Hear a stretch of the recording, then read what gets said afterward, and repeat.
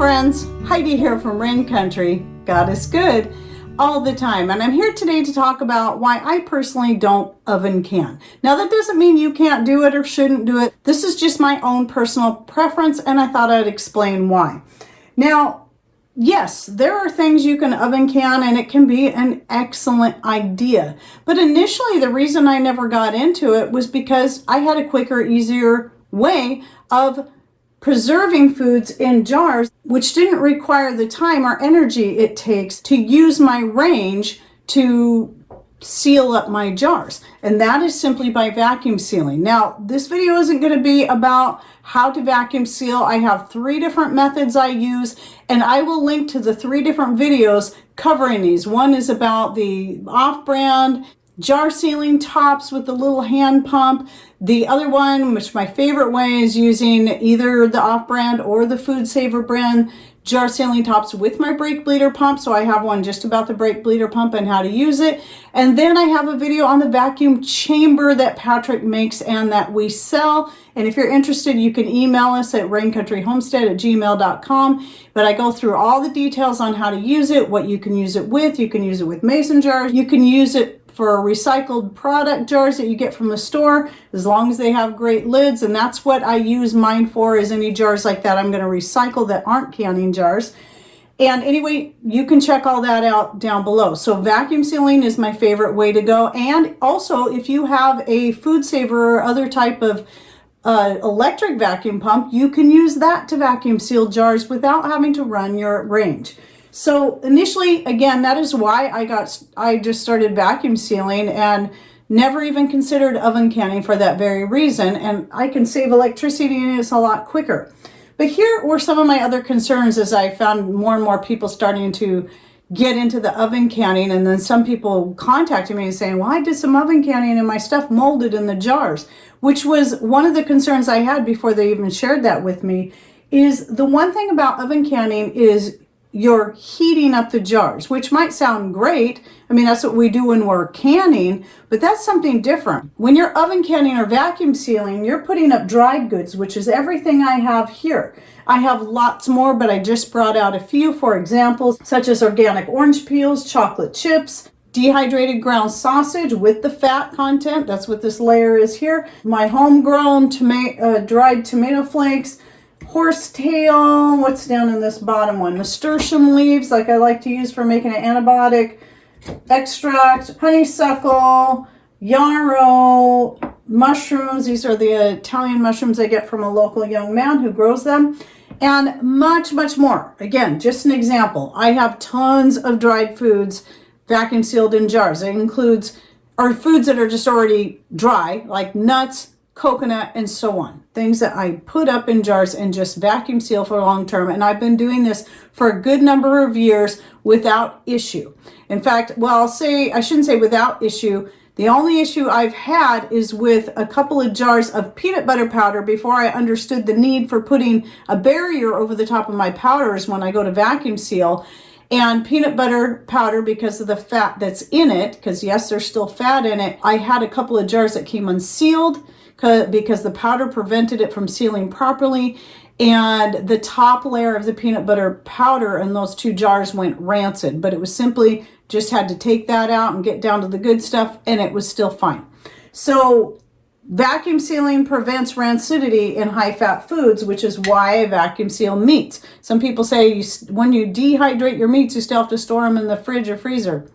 I don't know where they get this idea from, because you buy foods off a shelf, and shelf-stable foods that are dehydrated and just stored in bags, plastic bags that you buy off the shelf in the store. I've had homemade jerky that I've stored in jars last for many years. I've had some back there for as long as 6 years, and it was still good when I went to open it. As long as it's fully dry when you put it in the jar, when you vacuum seal it, it's going to prevent any of the fat from going rancid, and it's going to keep for many years. Anyway, back again to the reasons why I prefer to do that without oxygen absorbers, by the way, and I do not use desiccant packs. I don't use any of that. I find in most cases that's nothing but a complete waste of money. Because if you're vacuum sealing, you're doing everything you need. You're pulling out the air, you're creating a good seal, and again, no issues for me. So here's another reason why I would not oven can is it's not great for everything. So right here, I have some chocolate chips from 2014 that I had vacuum sealed up back then. And yes, high fat, and they're still good. And I think this is my last jar from that. I have some fresher ones I vacuum sealed. The flavor's still good. It's just not quite as good as that of a fresher batch of chocolate chips. So I do still recommend using them up within a couple of years just to get the best quality out of it. And usually, by the way, when you're talking about expiration dates, that's in reference to quality. Okay, it doesn't mean it's suddenly after 6 months or 2 months or a year, all of a sudden everything in that jar is spoiled or packaged or whatever. It just means for best quality. And I have a video just on that I'll also link to down below. And then things that, more delicate things like my herbs. I dry my herbs on a low heat because I'm trying to preserve the medicinal properties and the nutrient value in the herbs. And so I don't want to burn those off. So if I go to oven can them, well, I just defeated the purpose of dehydrating them on a low heat. I don't know how low people are doing that because I haven't cared to learn.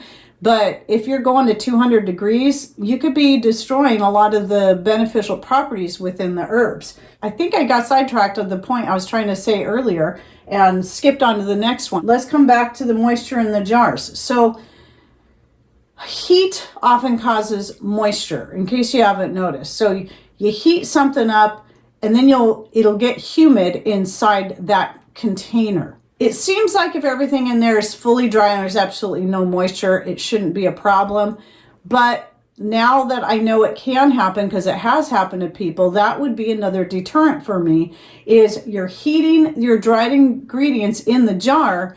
If it sweats inside the jar, now you're risking spoilage and definitely mold, because that moisture is going to cause mold to grow in there. I could be totally wrong on this. I just know that it has happened to people, and it could simply be that people just aren't getting their stuff dehydrated well enough, or whatever it is they're putting in that container, in that jar, still has, either way, has some kind of moisture in it. And so when they oven can, it's bringing the moisture out of that food and causing it to coat the inside of the jar, which then is creating mold. If you have any ideas, thoughts, experience on that in particular, please share with us down below.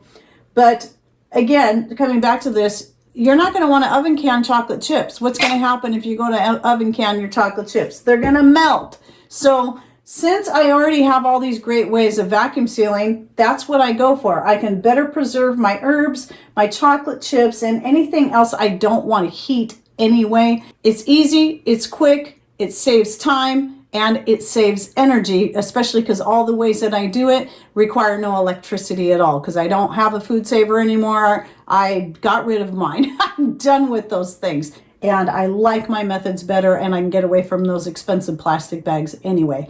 So yes, vacuum sealing to me is the best way. It is my personal method, but again, find what works best for you, especially with certain things. Obviously, as I said, you can't use oven canning for certain things, but maybe for other things like grains and so on, you might find that to be the best method for you. Oh, and by the way, another reason I almost forgot is when it comes to grains, the reason I don't vacuum seal most of those into jars is because a lot of my grains I'm buying in 50-pound bags at a time, maybe a couple of 50-pound bags, such as oats and hard white wheat berries and barley and so on. Well, I'm not going to use jars for all of that. I use Mylar in buckets, and I have videos on that as well. And no, I still don't use oxygen absorbers, but I have started freezing certain grains because I do find that wheat is most likely to have weevil eggs inside the grains that will then hatch out.